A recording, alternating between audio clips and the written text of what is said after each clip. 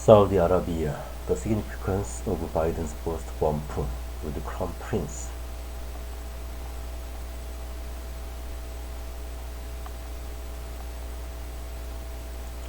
It was a striking photograph.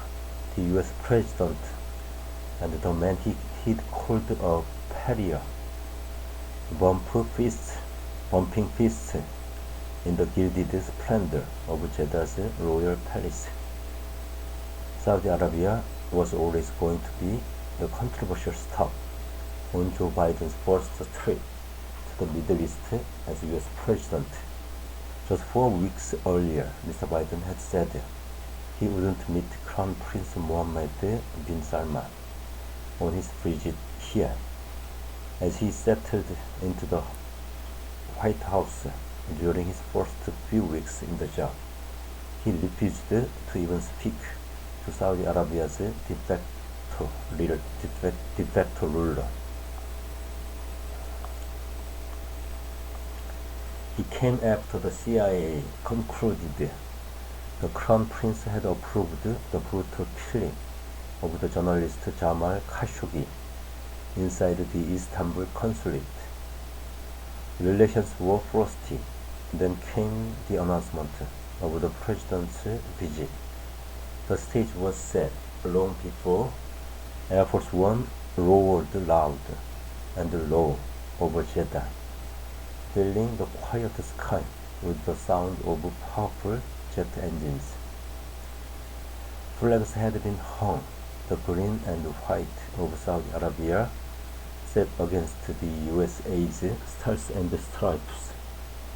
They lined the main route from the airport to the royal palace. The flanking roads that had been crossed and cleared. Police vehicles, their lights flashing in the sun, were poised every few yards to maintain the tightest of security. The Saudis knew the world would be watching this meeting.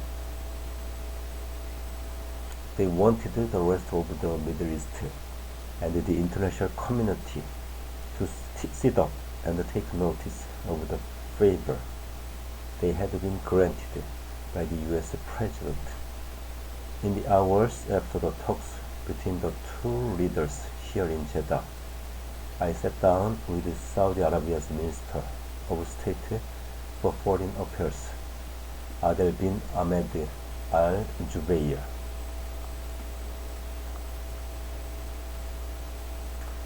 I pushed him to explain why, despite such modernization in the kingdom, things like free speech, activism, and dissent against the regime are still frowned upon and ultimately punished.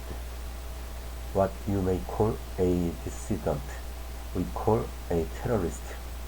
What you may call somebody expressing their opinion, we call incitement. He replied, when somebody gives money to a group that bothers people, is that expressing their opinion, or is this funding model?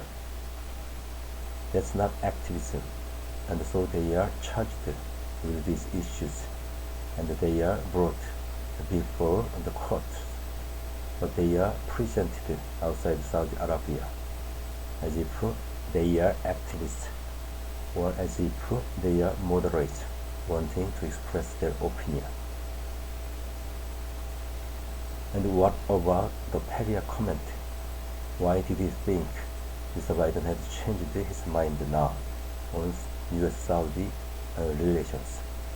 What happens in the political campaign generally doesn't survive the reality of being in office. President Trump said things about Saudi Arabia during the campaign, but then when he was in office, he had a great relationship with him. What happens in campaigns is what I call happening during the silly season. Mr. Biden insisted after his meeting with the Crown Prince that he had raised the issue of Khashoggi's killing and his understanding of Mohammed bin Salman's part in it. which brings us back to the photograph.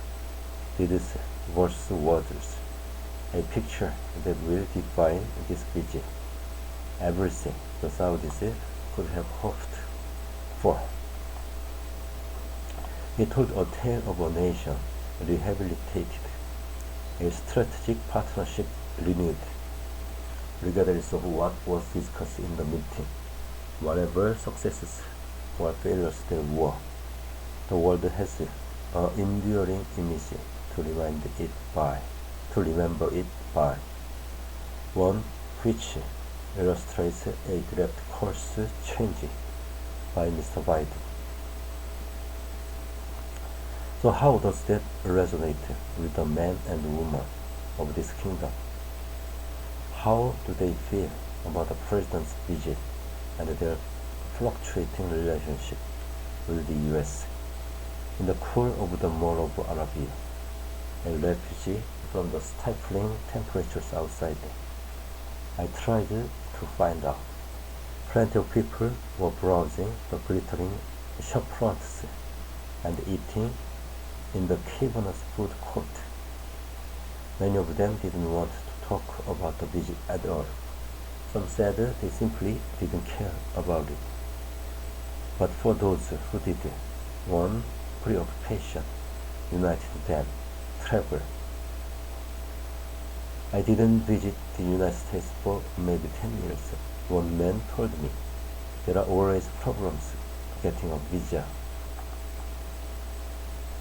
I hope the meeting will return the communication between us. America has always been a very good ally, but things haven't been going well lately. I hope this can fix any problems and make everything even better than before. If we can travel and study there, it will be good, explained the Shasha al-Jamal. If the relationship between our two countries is good, we won't be afraid if we go there. Sometimes Americans are afraid if we go there. Some of them have a bad idea about my country. So I think this meeting is important for them to know that we are safe. Critics say that the first leg of Mr. Biden's Middle East trip to Israel and the occupied West Bank didn't deliver any significant achievements. If he can persuade some of the world's largest oil-producing countries to pump more of it and help lower the price, that will be seen as a victory by U.S. voters back home. But so far, there's little sign he'll live with the price that so many people say he came here for.